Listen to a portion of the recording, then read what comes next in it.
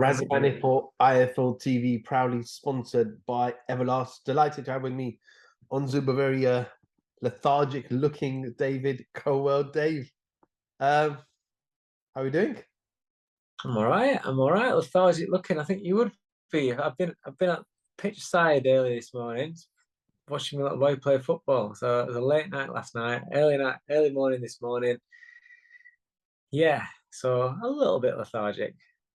Before we get into obviously the reason why I've asked you to jump on the Zoom, obviously to discuss the fight last night. How was that experience working with Sky this week? I know they did something a little bit different on kind of on the TV where you were almost like Monday Night Football type. Yeah, mate, that was stress. Have you ever? I loved it. But I was very nervous for it. Have you ever, like when you're a kid and all of a sudden you notice your parents get to an age where parents just can't figure technology out. You're a teenage kid and parents just can't get out technology and you have to do everything for them. Well, I'm that middle-aged parent now, and then I had to use some serious technology yesterday, and yeah, it was a challenge, but I enjoyed it. It was the talking bit's fine, but the talking bit, marrying it up to screen that you're right next to, and tech with it, and in the time, and it was a challenge, but I loved it. I enjoyed it, and listen. I'm never going to be perfect at anything like that. Do you know what I mean? So it is what it is, and hopefully, looking at some of the feedback and things like that, it went down really well. Obviously, there's people that think it was trash and whatever. There's always going to be, but I got a lot of good feedback from it, and most importantly, Sky were happy with it. So yeah, I think it went down really well. No, absolutely. I think it was good. I think it's unique because obviously we're both football fans. We'll be both football fans tomorrow night, especially. Yeah. Sorry, just to add that in. All right, and anyway, let's talk because people are going to get annoyed that we always talk about football. Let's get to the real talk. Last night we saw Alexander Usyk prove why he is one of the, if not the best fighter on the planet at the moment. Dave, when you watched the fight, did Joshua do what you expected him to do and Usyk was just too good? Or could Joshua do more to challenge Usyk even further? Can always feel as though you could do more, but it did so well. It did so well. He applied the pressure to the body, like we said that was the key. I did feel as though with Usyk in fights before, he's looked uncomfortable downstairs. And AJ got his feet. I thought his posture and his pressure. He looked very menacing last night. And that was good to see. He looked like the bigger man. He looked menacing. His jab was better, but he was still a little bit hesitant. But you can understand why, because it's what Usyk does to you. Usyk's just too. It was just too good for him. And if ever you've been in and sparred with somebody that's too good for you, and he's sparring with big 16-ounce gloves on and stuff, and even if the people out there that do body sparring when they're in there and they're in with somebody that's better than them, they make you hesitate from throwing your own punches because you might get hit back, and because that's it's just that little bit too good for you. And Usyk's too good for AJ, but AJ was better than last time, and he left it all in the ring, gave it absolutely everything. He was absolutely goosed. He had nothing in the tank, and he kept trying to win. He didn't just go through the motions and think, I'm tired. I'm just not going to get hurt. He kept trying for it.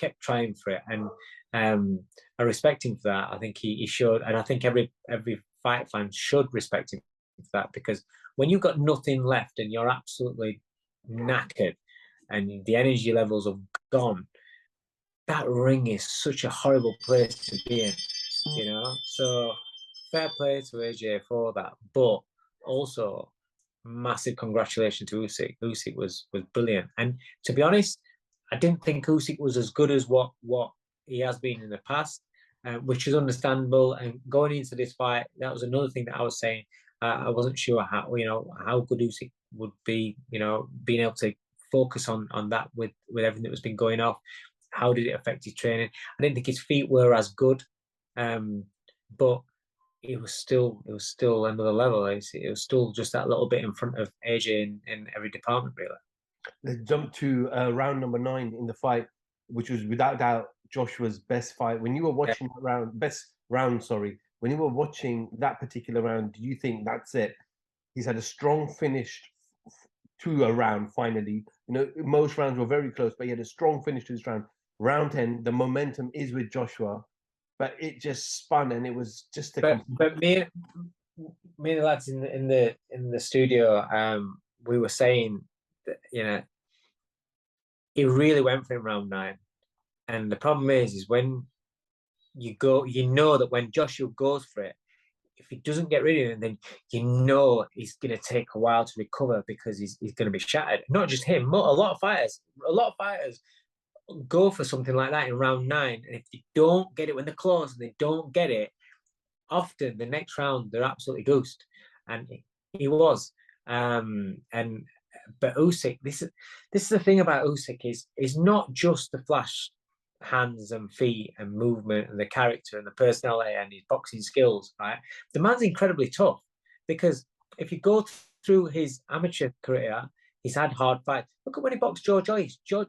I said to Frotcher when we're watching it, this reminds me, this a bit like when it was early doors, reminds me of the Joyce fight, where Joyce is big, strong, walking him down, intimidating, and Usyk's looking uncomfortable, but he's sticking to what he's good at, just peppering, and then he starts going as the rounds go along. And when he fought Breedis, he had tough moments early doors. When he fought Michael Hunter, early doors, first 5-6 rounds, again, things were looking uncomfortable for him. You know, Hook made things uncomfortable earlier. Bellew made things uncomfortable for him. It's not like he's not used to the first 6 rounds being where you're looking at a fight and going, do you know what? This man's in this, but it's what he does in the last part of the rounds, the last part of the fight, the last half of the fight, the last third of the fight. You know, it's what he does then. And that's the difference in him. And that experience and that ability and that mindset to be able to grind that out, that is why he is what he is. It's not just the skills, it's that mentality. The fight ends. I look on social media and I can't see anybody having Joshua winning this fight.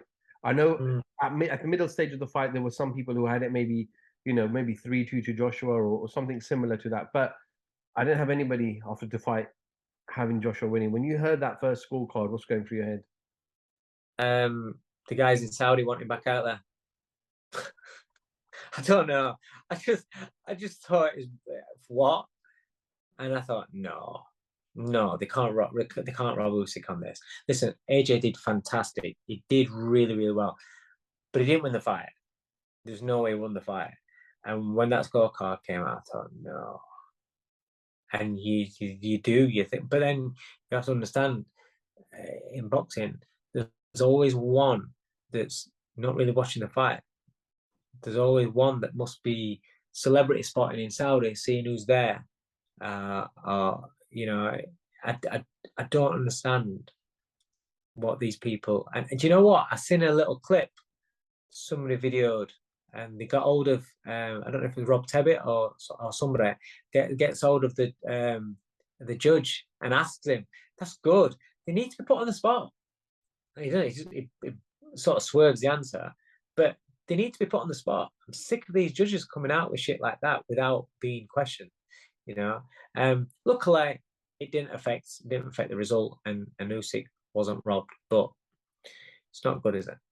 Dave, we saw something after the fight that I've never encouraged Joshua from almost practically debut him do before. Obviously, he's had losses before to Ruiz in Madison Square Garden, and obviously Usyk back in London last year. But very emotional, seemed very hurt. He picked up Usyk's WBA and ring magazine belt, raised him in the air, threw him, was about to walk out, walk back in. Where was he at? You've known him for a while. What was going through him? I don't know him. I know him, say hello to and speak to when we bump into each other, but I don't know the kid. And it's down to those people that do know him to now just to put an arm around him and just to be there for him, because I don't care how rich you are, how many millions you've got, right? People think that just because you've got millions and you're rich and you're successful or whatever, that you don't feel pressure. you don't feel stress, and that you don't have fucking meltdowns. And for me, it's either a spoilt brat who can't take a loss, and loses in a bad way, or it's somebody who had a bit of a meltdown. And Joshua's not a spoilt brat, and he's not a bad loser. He's always been gracious in his losses. He's always been gracious enough to understand his weaknesses and things like that. He's never made excuses when he's been beat or anything like that. So he weren't that. That was somebody who's with all the pressure and the negativity that can come his way. Listen, it's fantastic, and there's more. I know there's people that are in far worse situations than Anthony Joshua, but that doesn't make his problems or his demons or things that affect him in a negative manner mentally. That doesn't make that any better.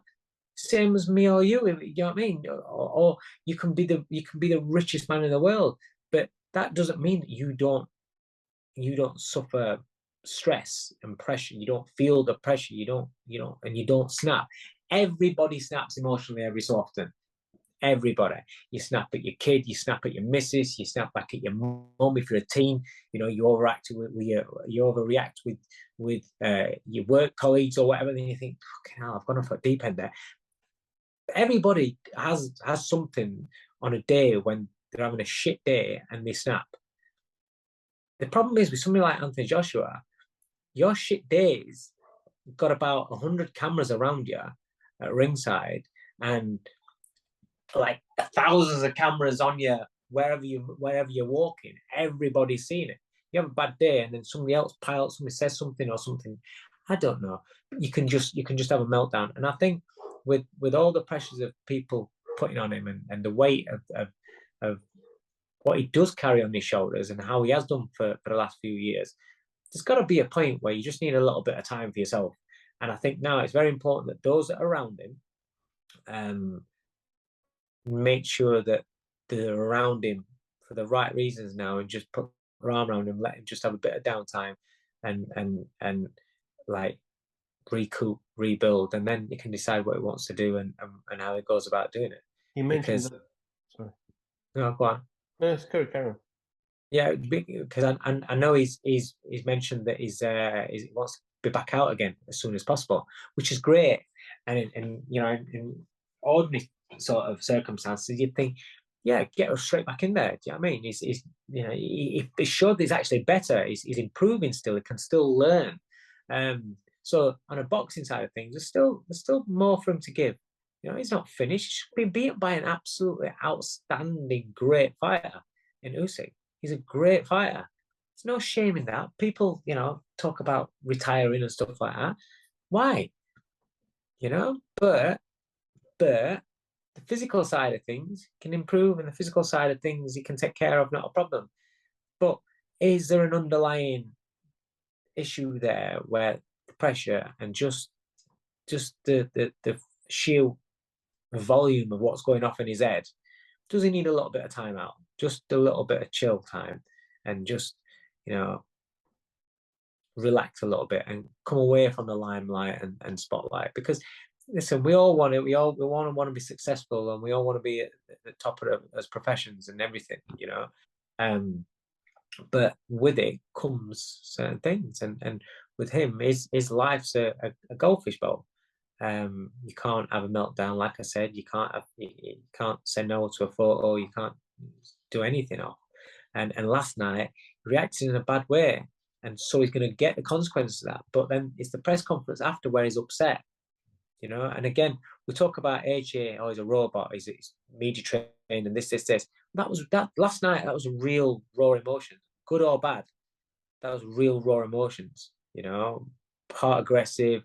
They're very soft and emotional and upset, and that's just what we are as humans, and we all deal with things in a different way, and we all have a threshold, and before we go in another way. And if you were on reality TV, people would be saying, oh, and he's looking after and you need to keep an eye out for him and be there for him and be kind.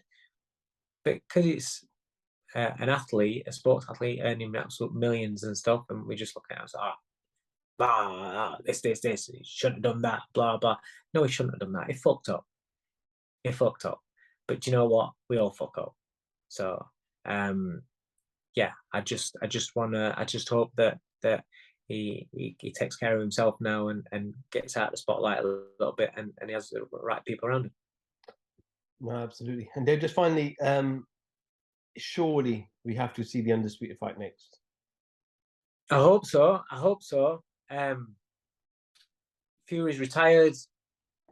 I always had the feeling that he would see the result of last night. I thought if AJ wins, he definitely comes out. And I thought with Usyk, depends on how Usyk looked. I think after watching it last night, he'll be like, I'm going to be undisputed, unified heavyweight champion of the world. What an accolade! What a way to walk out on his career that would be. The story that he's had, the ups and downs and the drama and the it's almost like a film. Everything that he's done, even going into wrestling and stuff like that, and coming out, and then and then for them to become undisputed, that's too big a carrot for him, I think. Listen, Fury does what he wants. Who knows? We're only second guessing, but I think he'll want a piece of that, and that's the fight that we need to see. Dave Coldwell, IFL TV. Thank you very much. Cheers, man.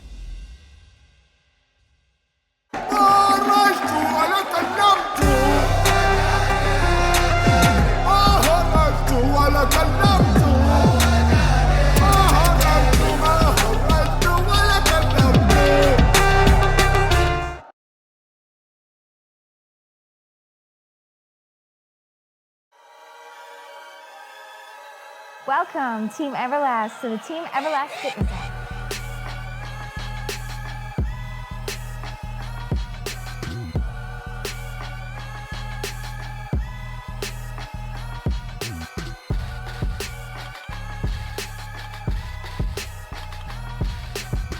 Download the Everlast Fitness app and find your greatness within.